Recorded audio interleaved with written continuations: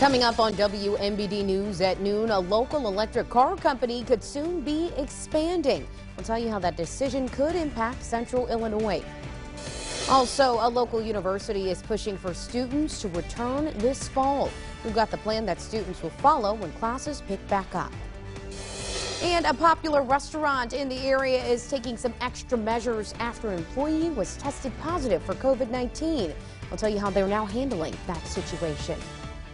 Good afternoon, everyone, and thanks so much for joining us. I'm Shelby Roberts. To begin this afternoon, a man has been arrested in Peoria for carjacking, kidnapping, and aggravated domestic battery, among other things. Now, according to multiple police reports, 18-year-old Patterson was arrested Monday night. That report indicates that on Monday, Patterson had a dispute with a 19-year-old woman on Southeastern. Now, that woman was taken to Cityscape Apartments on West R.B. Garrett by another young woman to remove her from the situation. According to an investigation, Patterson was armed with a gun and kidnapped the woman there, driving her to Knoll Ridge Apartments. Now, that's where a reported hostage situation unfolded. Police say that Patterson gave himself up quickly when officers got to the apartment. He's been formally charged with home invasion, aggravated unlawful restraint, and domestic battery. Peoria police are now searching for the man they believe was responsible for a deadly shooting in June. They've issued a warrant for this man, 26-year-old DUJUANE Nelson. Officers say he shot and killed 43-year-old Andre Leather Sr. on North Saratoga Street just before midnight on June 29th. The shooting was the city's 6th homicide of the year. Well, electric car maker RIVIAN has announced a $2.5 billion investment round. That investment announcement is the company's first this year. Now, this comes after the recent announcement that the plant in Normal could soon be expanding. The Planning and Zoning Commission approved a 600,000 square foot addition last night. The company is looking to add space to the battery shop as well as the body shop. The plan now goes to the full town council for approval. RIVIAN leaders say if council members vote in favor, they expect to have those expansions completed by January of next year. Illinois State University is preparing for a fall semester that administrators say will be less than ideal. Yesterday, ISU President Larry Dietz introduced Redbird Return. Dietz says that online instruction was successful in both spring and summer, but now he believes it's time to bring students back to campus. Students want to be here. Our upper class students have told us that. Our incoming freshmen have told us that. They want to be here. And so we're trying to meet that need and be as safe as we know how to be with that. And we do have a complete copy of that Redbird Return plan on our website. Visit ciproud.com. A popular local restaurant closing its doors temporarily after one of its cooks tested positive for COVID-19. Cruisin's Farmington Road location shut down on Sunday. The owner says that he's hired a company to do some deep cleaning using a product that kills the coronavirus. He tells us that he has been in contact with the Peoria City County Health Department, and all employees have gotten COVID-19 tests so far with negative results. Walmart now stepping up enforcement requiring face coverings before customers can enter. You may see some new signage and mass checkpoints on your next grocery run. WMBD's Treasurer Roberts tells us how customers are responding to that updated policy.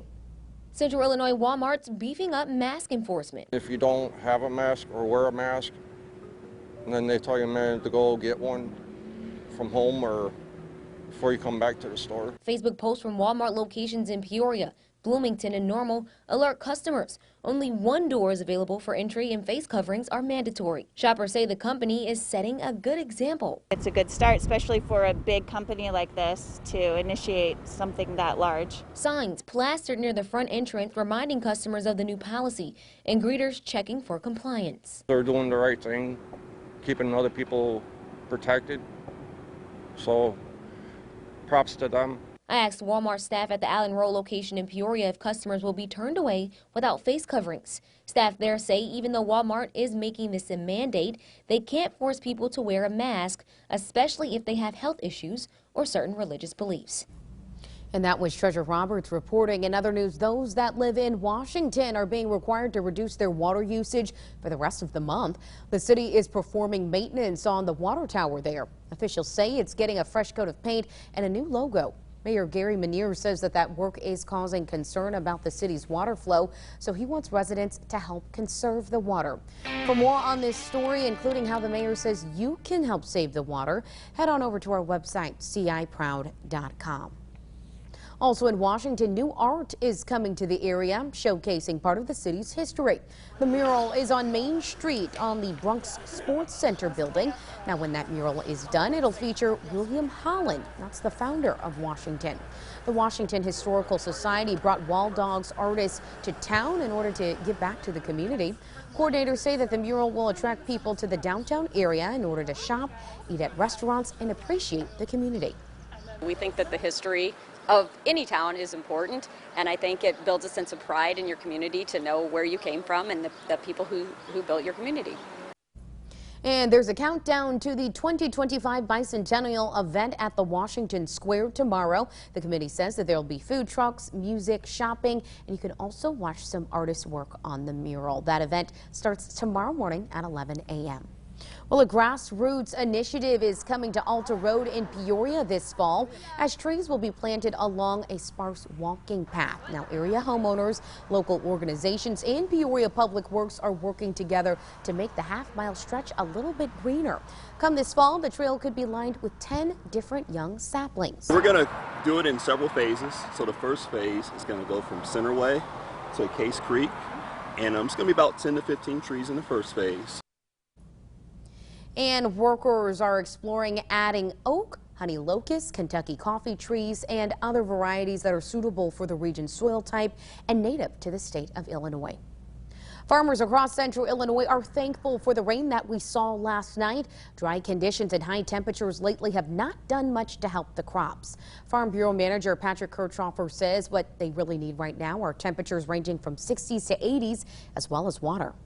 Soybeans, they have the potential to wait on a rain to come, and then they can go ahead and set flowers and set pods and beans. But on the corn side, it can't wait. It's got about that 10-day opportunity when it's tasseling and pollinating, and that's a critical time for the corn. And Kirchhofer says it'll take about 3 weeks to really know the impact that the heat and humidity has had on crops. He adds that this is a critical time for corn as farmers begin the tasseling process. One of the most prominent statues at the Illinois Capitol could soon come down. House Speaker Mike Madigan says that the statues of Stephen Douglas and Pierre Menard are symbols of hate.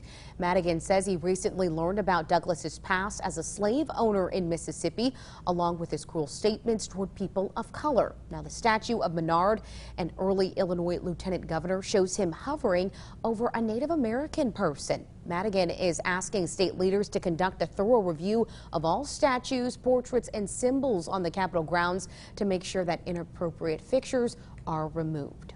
Still ahead, it is Forever Friends Friday. We'll show you the cute furry friends in need of your help.